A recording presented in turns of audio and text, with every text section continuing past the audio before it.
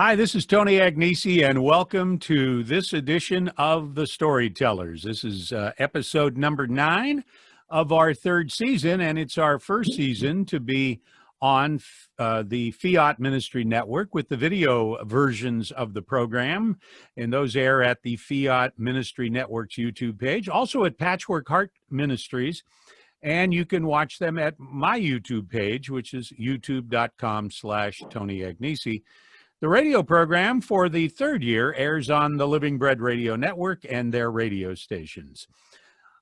People are inquiring about my particular website. You can get to me to find out about my 3 books. And if you're interested in having me speak to your church or organization, you can go to TonyAgnesi.com. And don't forget, while you're there, to check out my new reflection series called 5 Minutes with Tony. There are about 30 of them posted so far as we record today's program, and we're adding 2 new ones each week. Each week here on the Storytellers program, we feature an inspirational guest. We're going to discuss not only their personal faith journey, but the ministries they share as authors, speakers, bloggers, and radio and television hosts. And today is no exception. I have my friend Dennis McGeehan on. Dennis is an author. He's a blogger. He's a catechist. He's a lector, husband and father of 9, and has been published in Catholic magazines, is a member of the Catholic Writers Guild. And he blogs at warriorworlddad.com. And Dennis, it's always great to see you. Hi, Tony. It's good to see you.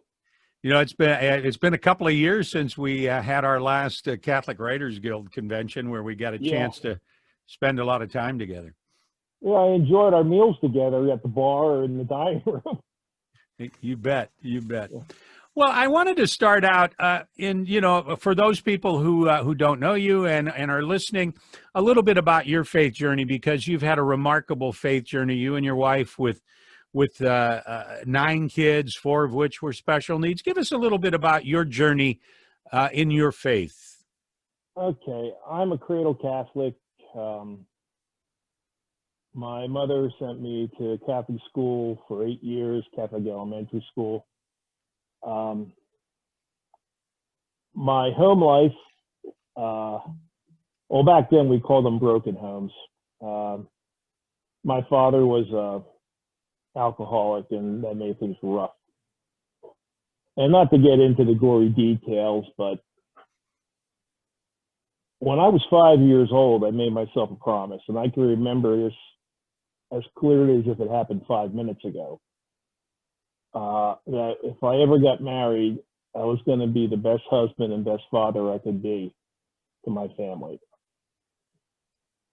Well, if you fast forward from 5 years old to about 22, I'm at college, and I get invited to go attend a Sunday evening mass by a friend that I just met the week before. And I had no intention of going to church, because at that point I had stopped going to church pretty much, and just going through life. He said, "Come on," he literally kicked, I was laying on a park bench, and he kicked my feet, literally, woke me up. He said, "Come on, you're going to mass with me." And a thought that came through my head was, might be a good place to meet girls. So I went, and guess what? I met somebody. After Mass, that was the first Mass of the term, and the priest invited us to the conference room for a planning meeting for the Newman Society, and I went, and this girl went, and we started talking.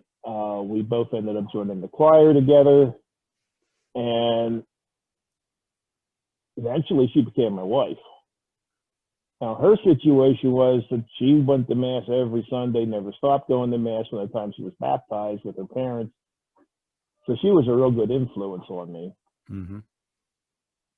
And we actually broke up for 2 or 3 years, but I kept going to Mass, and we got back together again, and we got married when I was 27. And all of a sudden I realized how does one be the best husband and father somebody can be? I ain't got a clue. I'm totally clueless. I told myself I'll do everything opposite of what I experienced with my father. I thought that was a good start. But then I thought, maybe I'll find out about St. Joseph. Mm-hmm. And that's when I started reading about St. Joseph, so I could hopefully be a good husband and good father, because I can't think of any better model for a man. You know, it's interesting, Dennis, you mentioned that. You said a couple of things that just really struck a chord with me. And, the first is that pledge you made to yourself at age 5 that you were going to be the best husband and father you could be. And we know from all of the statistics on fatherhood that most guys go in one of two directions. Either they follow right along in the same way as their fathers did, or they make that pledge. And it's interesting. We now have about 400,000 kids without a father. 40% of the kids are growing up without a father in their figure in their house. Among African-American families, it's closer to 80%. And we really have a fatherhood dilemma in our country. And, it's interesting that you say if you want to learn to be a father and you didn't have much instruction growing up, St. Joseph's a great place to start. And so that started you on this journey. Your book, The Diaries of Joseph and Mary, one of the things about St. Joseph, most people don't know very much about him, other than, of the few things that we learn from the Bible. Yeah, that's absolutely right. Well, what happened there was, shortly after Sue and I, my wife's name is Suzanne, and shortly after we got married, we were at a local Catholic bookstore. And I'm just walking around, and I find this book. It's called The Life and Glories of St. Joseph. And it's about 2 inches thick. And it was written in 1888 in the language that academics used in 1888. And I thought, oh, good, take this home and read this. I get 5 or 10 pages into it, and it's like, right over my head. I am totally lost. I picked that book up a half a dozen different times. I couldn't get past page 50, and I didn't really know what I was reading in the first 50 pages. But then a few years passed, and I'm a judo instructor. It's one of the things I've done with my life is study judo and teach judo. And I was running a judo class in the basement of our church. And so I had a key to get into the church and lock the church up. And I was watching EWTN, and the guests that I was seeing, they kept talking about Eucharistic adoration, spending time in front of the Blessed Sacrament, and all this stuff. And a thought occurred to me, I got the church open. Why don't I ask Father if we can leave it open for people to come and just spend time in front of the tabernacle? It wasn't exposition. It's just that the church is open. Come and spend some time with Jesus. And we got the okay, and we started doing that. So the first night I go upstairs to the church and sit down, and Our Father, Hail Mary, Glory be. When I get home, I got to remember to do this, that, the other thing. Couldn't think about Jesus. My to-do list was just swamping me. Mm-hmm. And then I remembered what these guests on EWTN said. Bring some good books about Jesus, about God, to help you during your holy hour. So I grabbed my St. Joseph book. And I started reading that during the holy hour. I don't think I ever read more than 5 pages in an hour. There were days when I didn't read a full page.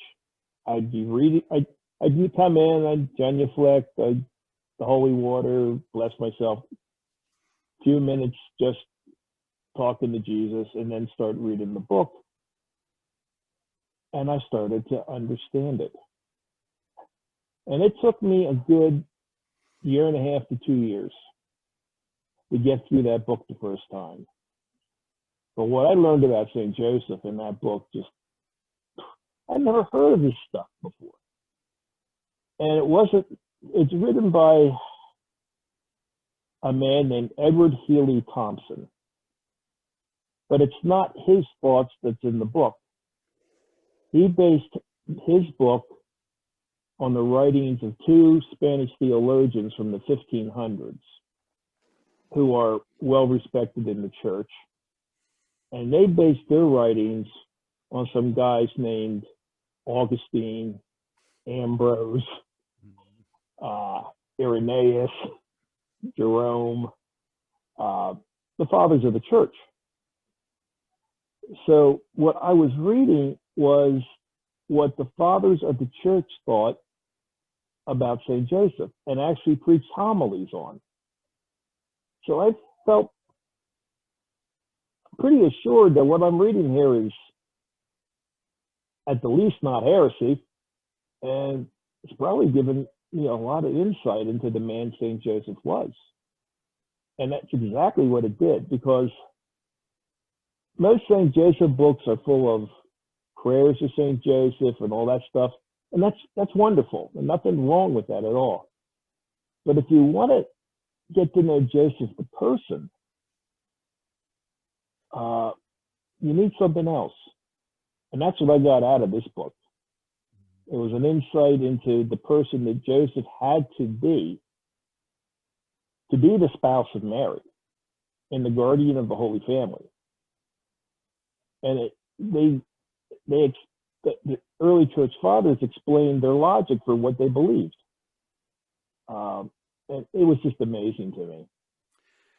Dennis McGeehan is my guest. His book is entitled The Diaries of Joseph and Mary. I really, when I first heard of your book a few years back, kind of a novel way of telling the story about putting them into the situation that they're writing their diaries and so forth. How did that idea come about, and how you were able to frame the book in that idea of Mary and Joseph's diaries? Well, at the time, I was associated with another company, and we were supposed to write, I guess they were tweets or emails it was geared towards high school students. And they were supposed to get 5 short tweets a week, as if I was St. Patrick, or if I was the guardian angel, or St. Michael, the archangel, whatever. And I was working with them for a couple months, and then they had a bit of a change in their structure, and they let me go. Which, you know, as a writer, you know how that is. But this was during the time that I was researching St. Joseph. And in fact, when I approached this company, we say, well, can I do tweets from St. Joseph? They froze. It was like, no, we can't do that. That's just too sensitive or too risky, or they just had a problem with that. Even when I explained to them, it's not my ideas. It's my imagination. So it occurred to me, what if Mary and Joseph kept a diary? What would that look like? And I started working on that and using what I was learning from the Life and Glories book primarily to write this diary, because that book takes you from when Joseph is a child working with his father Jacob, and when Mary is born, before she was born, because the book talks about when Mary was 3 years old, her parents allowed her to go live in the temple as one of the temple girls. And that's something you never hear about when you read the Bible. But according to tradition, small t, Mary was in the temple from age 3 to age 12. And at 12 was when she was betrothed to Joseph. Mhm. So I just went through chronologically with the book, and that's how it came about.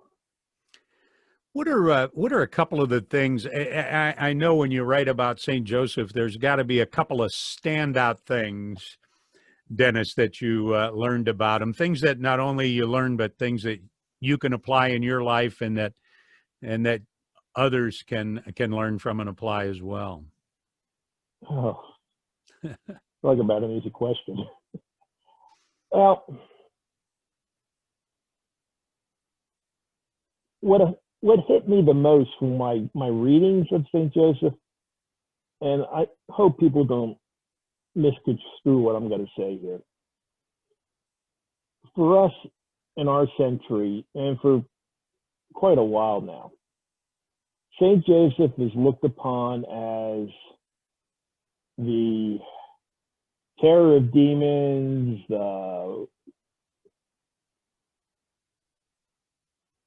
he's got all these titles and all these, he's a saint, it's all spiritual, more spiritual looking at him. When I was reading this book, the early church fathers, and we're talking about writings from 100 AD, 200 AD, really close to the time of Jesus. Mm-hmm. You got more of a impression of Joseph, the human being, the man. Mm-hmm.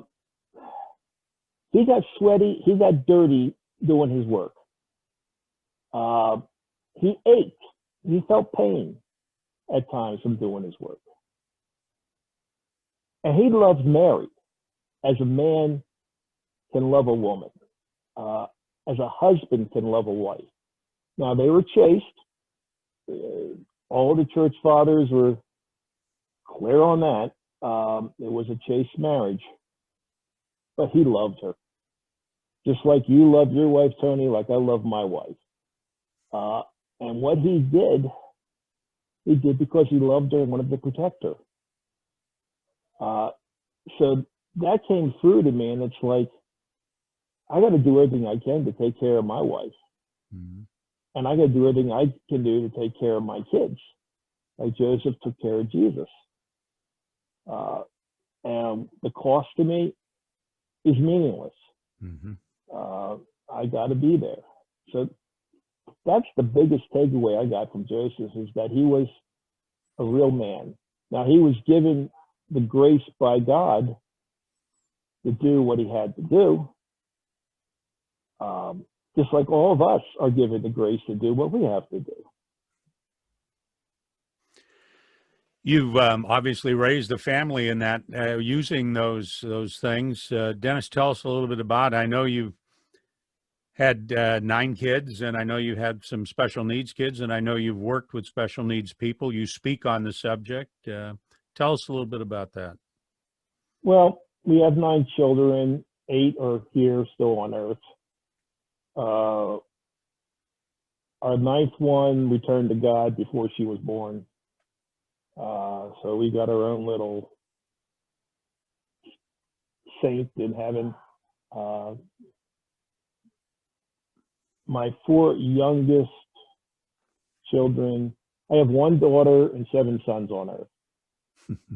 And my 4 youngest sons, the daughter's the oldest, by the way. Mm-hmm.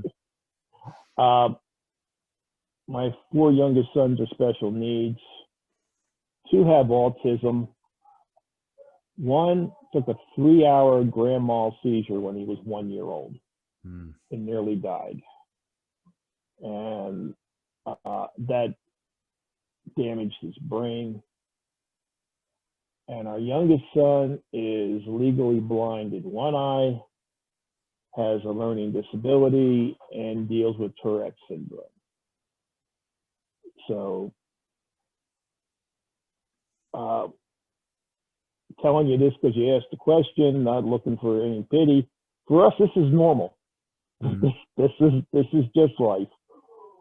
And my 4 youngest ones, because I worked with special needs people all my life, I learned not to listen to so-called experts with lots of letters after their names. I mean, somebody would come on to my area and say, "Who's Joe Smith?" And I'd have to point Joe Smith out to them. Mhm. And then this person who 10 seconds ago did not know Joe Smith starts to tell me what Joe Smith can and cannot do. And I thought, this is nuts. You don't know Joe Smith from Joe Blow. Mhm.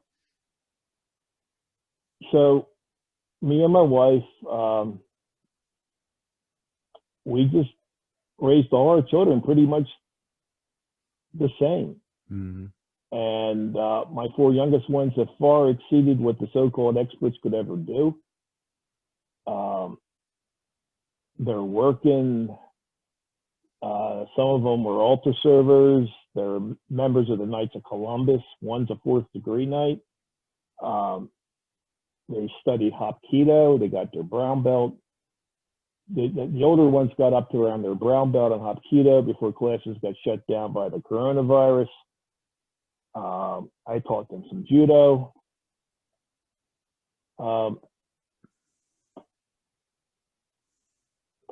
I'm just very grateful to God.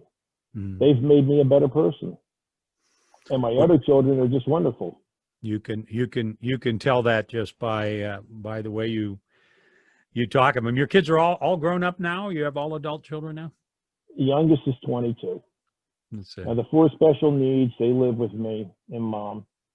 And our oldest son also lives with us. And he helps me out and his mother out and helps his brothers out as needed. My daughter is married and she has 2 kids of her own. My other son, one of my other sons is married, and my other son is he moved out to just move out, be on his own. Mhm. But we see him. He comes over to the house and we talk and such. But he just wanted to be on his own. Why don't you share with us some thoughts on on holy parenting and